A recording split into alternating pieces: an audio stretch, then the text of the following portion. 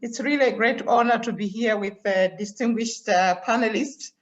And a lot of information, I think, has been said, but probably I'm going to just cite some of the examples that we have seen ourselves.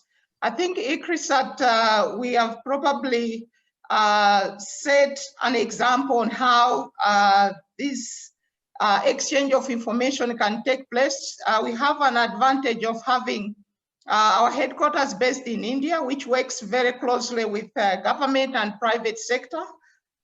We also have our regional offices here in Eastern Southern Africa, plus Western Central Africa, which also partners with government and private sector. So that in itself has given us a lot of opportunities. So for example, earlier on, we had a good example of exchange of genetic materials, for example, in the breeding sector, where crops can actually be exchanged between Africa and India. So a good example is where ICRISAT, in partnership with our colleagues in India, we have been able to bring chickpeas, which has become one of the key crops here in Africa, particularly in countries like Ethiopia, Kenya, Tanzania, and Malawi.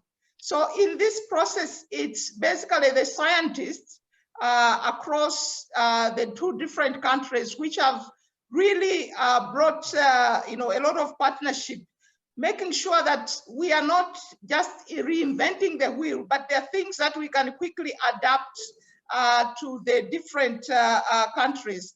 Currently, we are duplicating this kind of approach with pearl millet.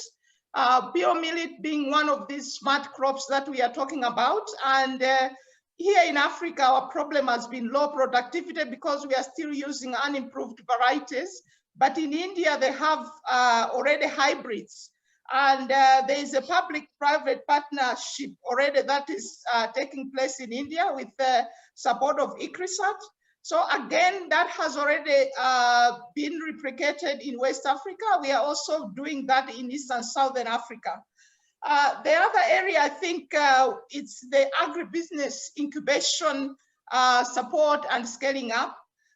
We have seen this again from the example that ICRISAT has from Agribusiness and Innovation Platform, which has been a successful incubator and accelerator for agribusiness enterprises in India for almost 20 years. And recently, we have been able to provide support to other African incubators, for example, the Unibrain, which has created opportunities for youth to get involved. When we talk about smart food, I think it would be really smarter if we increase the participation of the youth.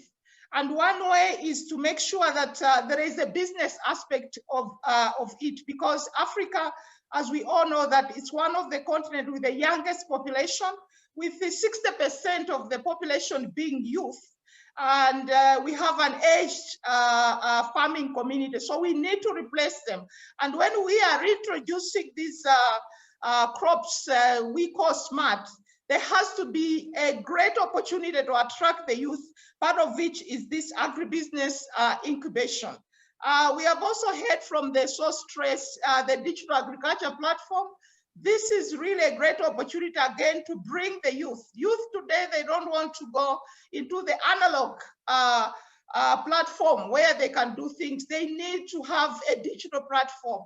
So in the SourceTrace example, where we are partnering with SourceTrace in Kenya, this has been an opportunity where the youth are now part and parcel of this SME, using this platform to bring information on markets and also nutrition.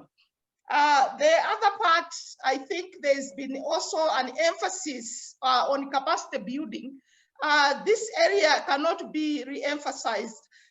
We have seen that a lot of the work in India by ICA, the India Agricultural Research Institution, a lot has really been done in a very successful framework where there's a clear linkage between research and extension. I must say that we are still suffering in this side of the world where there is a disconnect between research and extension.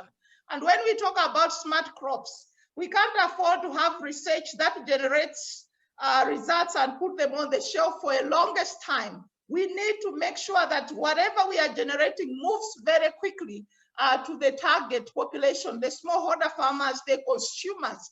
And therefore, the model that the ICA has, where research is very closely linked with extension, extension informs what research needs to focus on. These are the kind of models that we can easily replicate. And I'm glad to hear that even our honorable guests, the high commissioners, I think they are already looking at this opportunity. But the next thing really, we need to start actualizing this, not just setting examples, but where we can be very strategic and say, okay, in the next 5 years, where do we want to be as far as smart foods are concerned? In the previous session, we talked about let's establish centers of excellence for these smart foods, where we can have the exchange of these capacities between India and Africa actually coming together, looking at these systems from end to end. So if I may stop there, thank you.